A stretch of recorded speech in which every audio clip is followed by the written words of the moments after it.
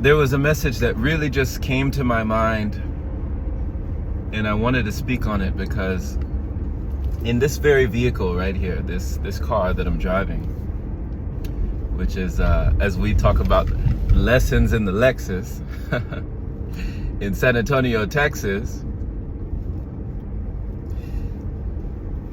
I drive for Lyft on the side, and it's relaxing for me. I just turn on some jazz music and I take whoever needs to their destination. You know, I've taken people from parties, you know, drunk people on holidays. I've taken people late at night. I've taken people to their jobs early in the morning, you know, when they don't want to go there, and I can feel their energy.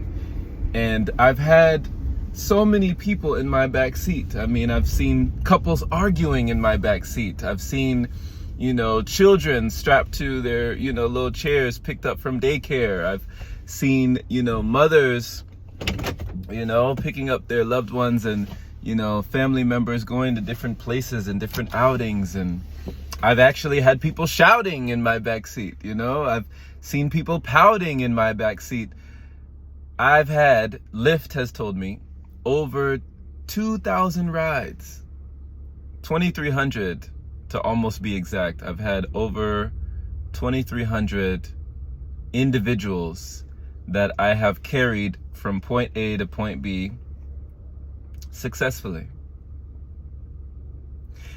And that means a lot of energy has gone on in that back seat. I mean, I should probably get some Palo Santo up in here, right? To really, you know, sage it up or clear out the energy. Because, I mean, it's been a lot of energy in here. So if you can imagine, you know, over 2,000 individuals in this car talking about all sorts of different stories, all sorts of different subjects. And it's given me the wonderful opportunity to practice the art of listening.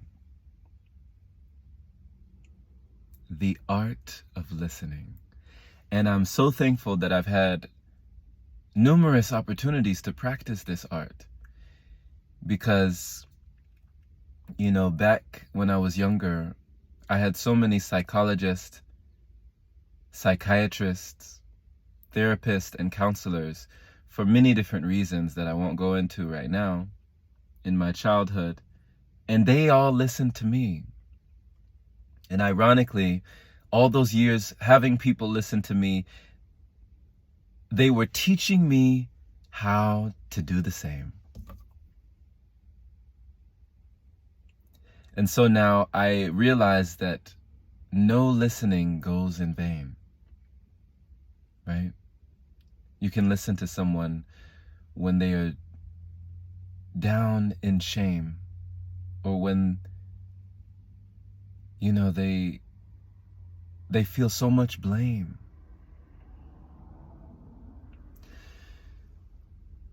And something came to my mind, because as you're taking the time to listen to so many people, you realize that questions are the answer. Questions are the answer. Let me explain. There's been so many times where I've just listened to someone, and through listening to them, I start to ask questions.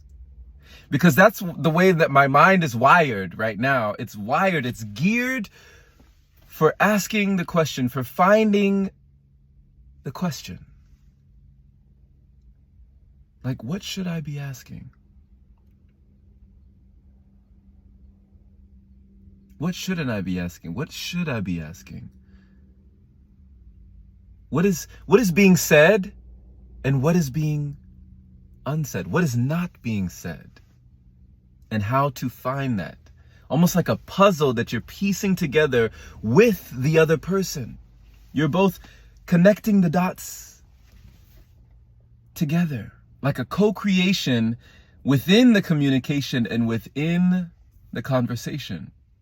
You're both in a divine collaboration, a divine union with another person. And there are so many lessons that can be learned through this listening.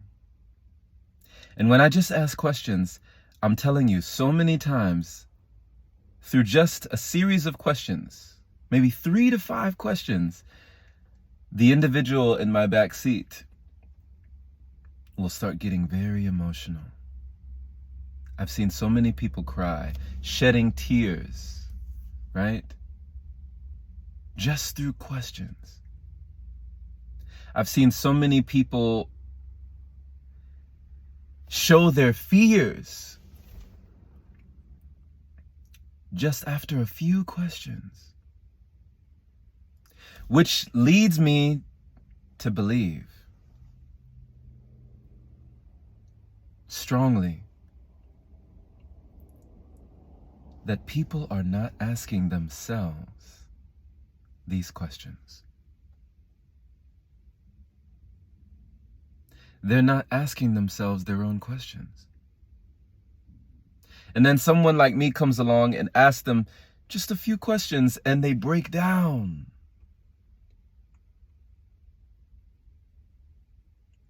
But do we talk to ourselves when no one's around?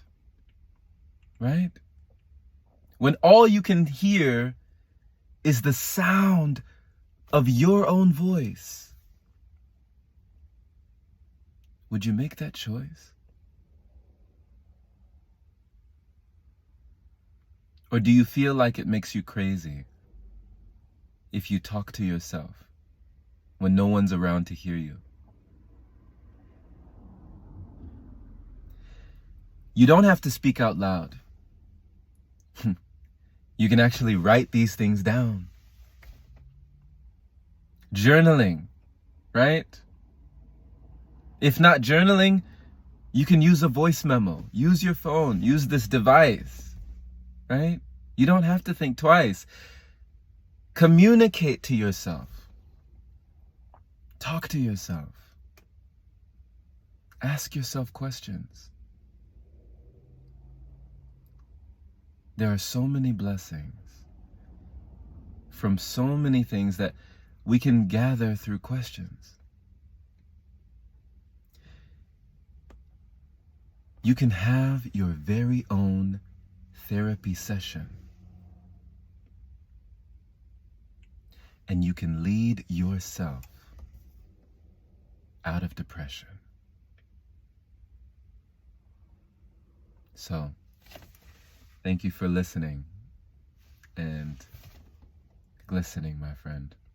This was just a short message that I felt needed to be said because there's so much that goes on in everyone's head, right?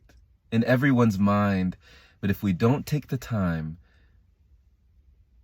to let that inner light shine, we might walk around continuously feeling misaligned, right?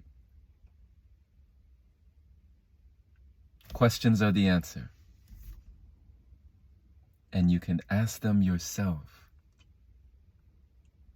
You never need someone else for your own mental health. Blessings to you.